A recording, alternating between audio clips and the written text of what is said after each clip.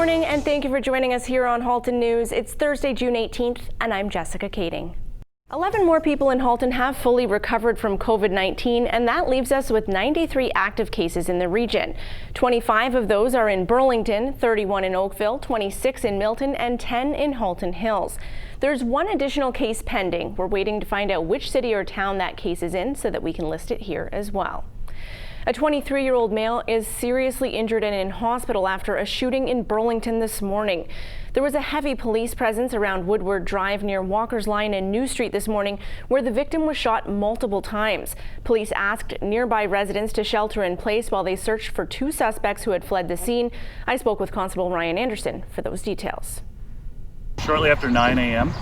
This morning, police were contacted to attend a residential neighborhood in the area of New Street and Walker's Line here in Burlington. Reports were of a shooting. We did locate one male victim with a gunshot injury. He is in serious condition in hospital at this point. We do have information, two suspects fled the scene on foot. We have not made an arrest at this point, and we are still asking for anyone with information to contact us. Any witnesses who may have seen something suspicious in the area to contact us on our non-emergency line. The victim is currently still in hospital receiving treatment. Police did lift the shelter-in-place advisory shortly before 11 this morning and believe this was a targeted incident and that there's no ongoing threat to public safety. Anyone with dashcam video or home surveillance video from the area of Woodview Road near New Street and Walker's Line between the hours of 8 a.m. and 9:45 a.m. is asked to contact the Criminal Investigations Bureau at 905-825-4777, extension 2315. The drive-through menu at the Mcdonalds in Millcroft Shopping Centre on Appleby Line was vandalized last Friday night. If you have any dashcam footage from that parking lot, or if you have any information that could help police identify those responsible, please call Crime Stoppers at 1-800-222-TIPS. Burlington's first rainbow crosswalk was completed yesterday on Lakeshore Road. Mayor Mary Ann Mead Ward said our rainbow crosswalk is one visible way to stand with our LGBTQ2SI+ community here and across our nation and world. It's one way to send a strong message of support and welcome that Burlington is everyone's city. We know that our residents have stories of experiencing discrimination and intolerance because of who they love, and this must stop. We have plans for more crosswalks around the city and many requests from our young people to put these near schools to clearly show our support and welcome for all members of our LGBTQ2IS+, especially our youth. Our high school graduates are busy prepping for the biggest celebration of their school career, prom. But of course, COVID-19 restrictions mean that traditional graduation ceremonies and proms are canceled this year.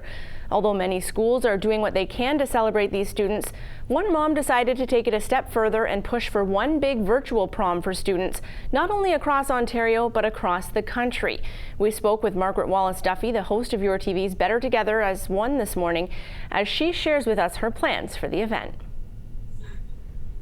I just want to celebrate my graduate, Carly Laura Duffy. So how did a virtual prom for 2020 come about? Well, you know, you gotta know as a mom, there are so many mothers out there feeling like me.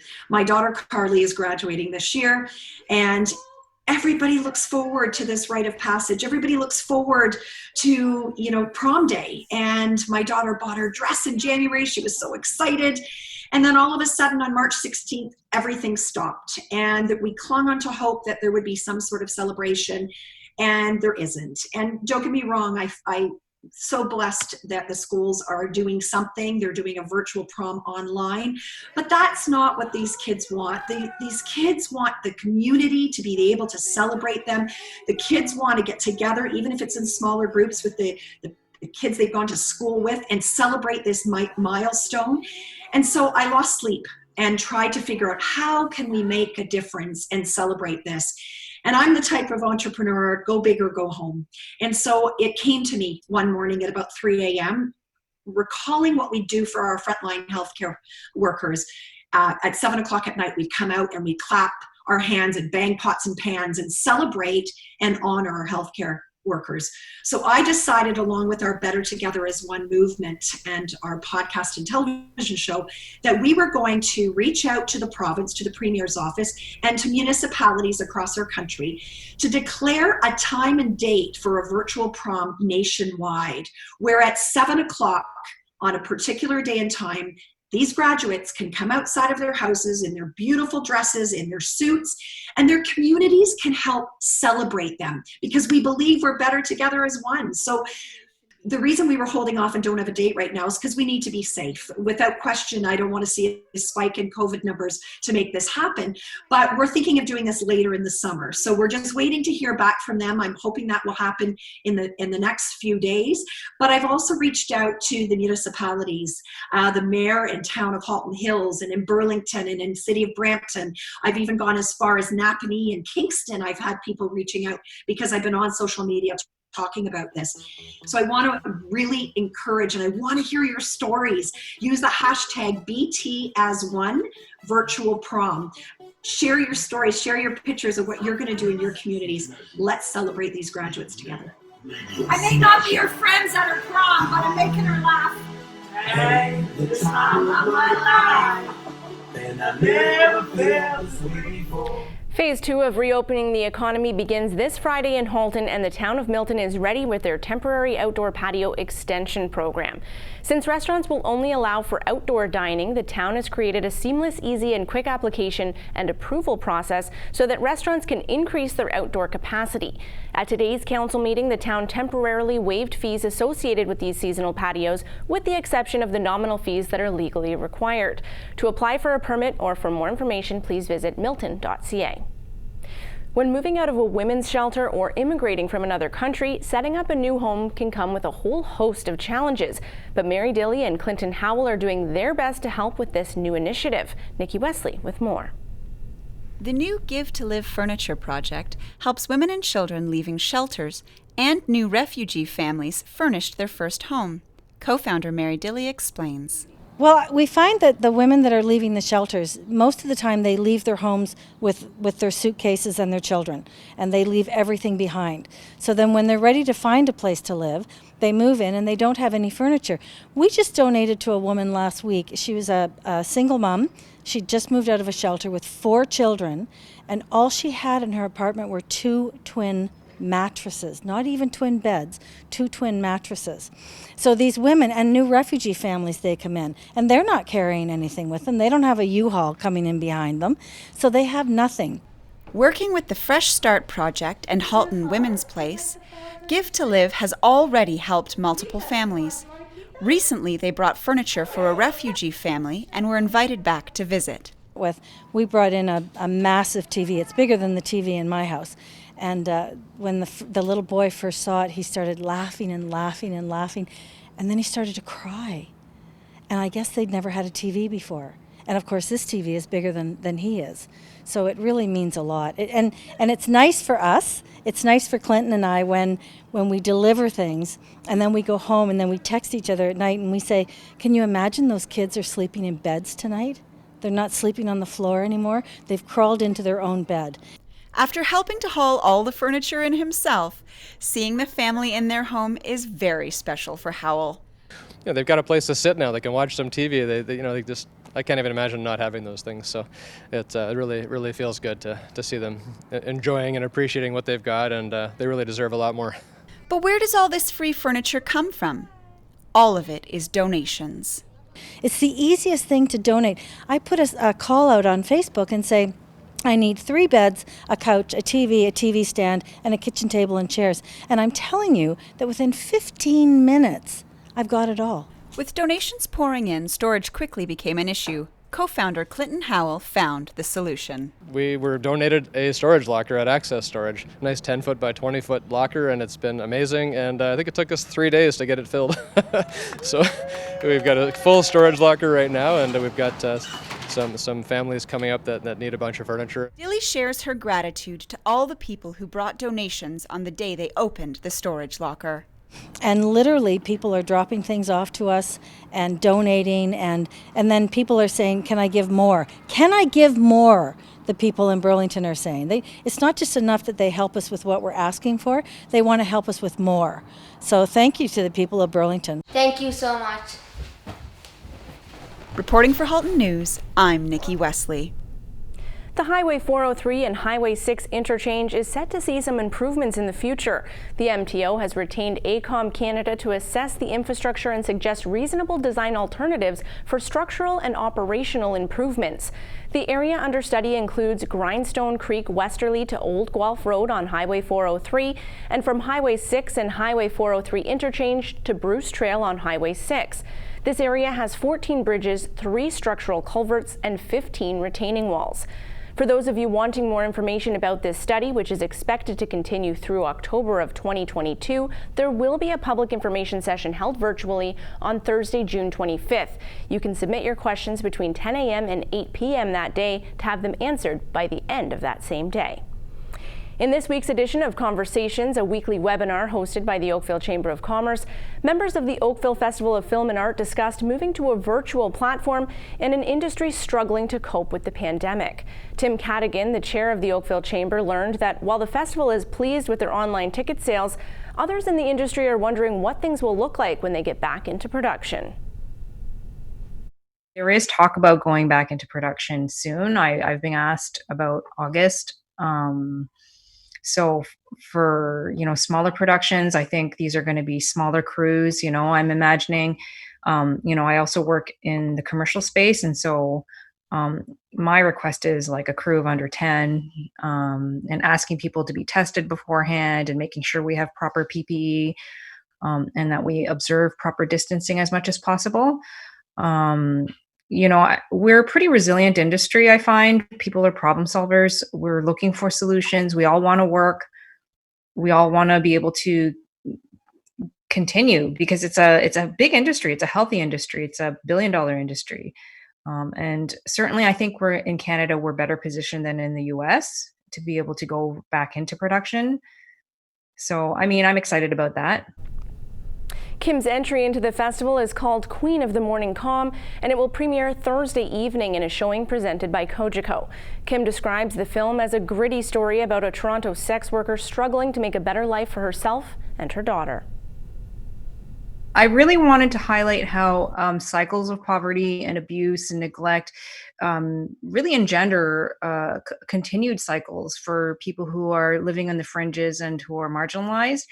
I think that's like a factor that people don't really think about when they're thinking about, we're really privileged as people who are middle class. We're able to enjoy things like art and festivals, that sort of thing. But when you look at people who are coming from a place where they're scratching out a living, and they're living from essentially paycheck to paycheck, I think it just even though tiniest little thing can set off a whole cascade of events that really throws people into desperate situations. And I really wanted to talk about that and just show how that can really affect you. Tickets for the festival can be purchased at offa.ca. Burlington City View Park will be home to a new public art installation. After reviewing over 50 artist submissions, one called Soar was selected for the large naturalized area in front of the pavilion. This is a 17-foot tall metal sculpture which will reflect the Niagara Escarpment. To learn more about this work of art and the artist behind it, please visit the creator's website at humanart.com/about. Thanks for being with us here on Halton News. We do need to take a short break, but we'll be right back with Halton Hills and electric vehicle charging. Stay with us.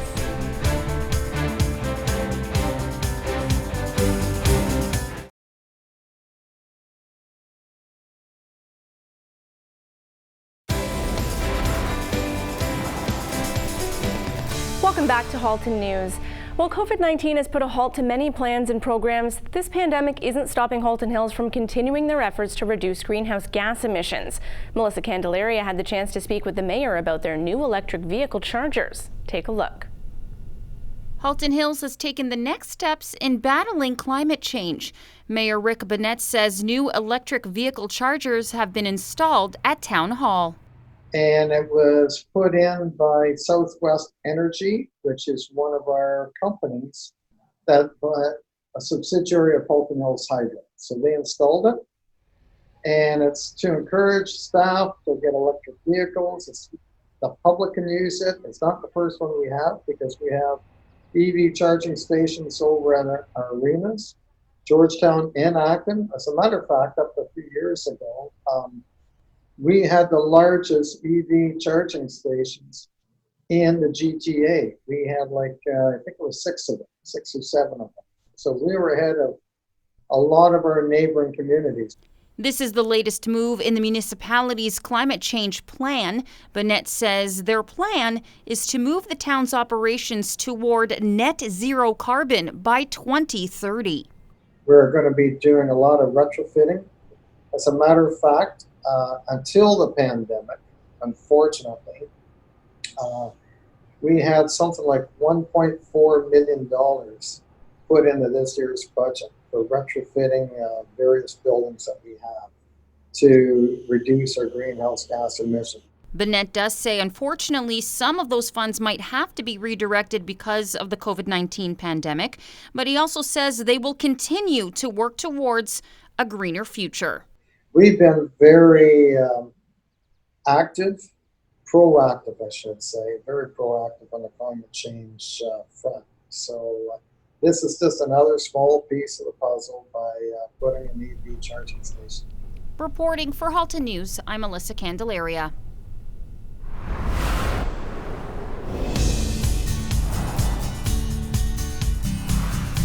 Yet another gorgeous day out there today with plenty of sunshine. Here's a look at the beautiful clear water there is today in Burlington Spencer Smith Park.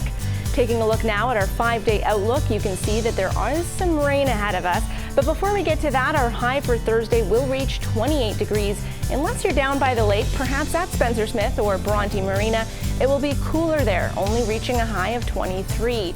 The UV index will be very high at 9, even hotter on Friday at 30 degrees as our high. That will come with a 30% chance of showers and a mix of sun and cloud. Those clouds will clear overnight but return Saturday. That's a 30% chance of showers, and it remains Saturday where we'll reach a scorching high of 31 degrees. The chance of showers increases on Sunday, and that full cloud cover is expected for Monday with a 60% chance of rain showers.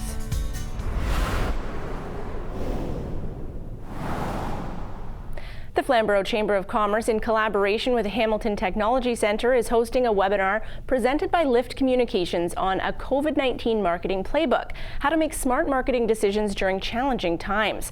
This presentation will offer an overview of some simple but powerful techniques that will guide you down the pathway to sound decisions, both for the short term and the longer term. To register for this webinar, which is taking place on Thursday, July 9th from noon to 1 p.m., please visit flamboroughchamber.com. The Flamborough Chamber of Commerce Outstanding Business Achievement Awards Gala has been further postponed to Thursday, September 10th of this year from 5:30 to 9 o'clock at the Flamborough Hills Golf Club. All ticket sales that are already purchased are still valid. If you'd like to purchase more, please visit flamboroughchamber.ca. And now a look to how our markets closed out today.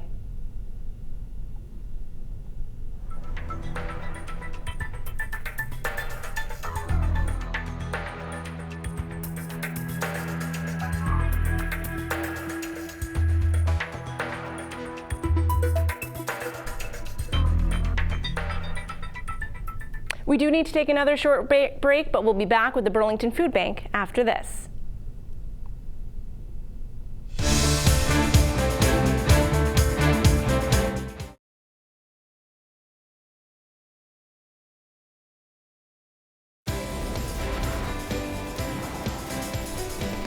Thanks for staying with us here on Halton News. I'm Jessica Kading, and here at Your TV, we really miss our many volunteers and look forward to welcoming them back when we can safely do so.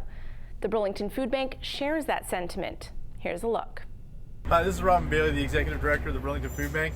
And today we just wanted to let our regular volunteers know how much we miss them. We really appreciate all of our new volunteers that are helping us out during the time of COVID. But I know that our regular volunteers are really missing us.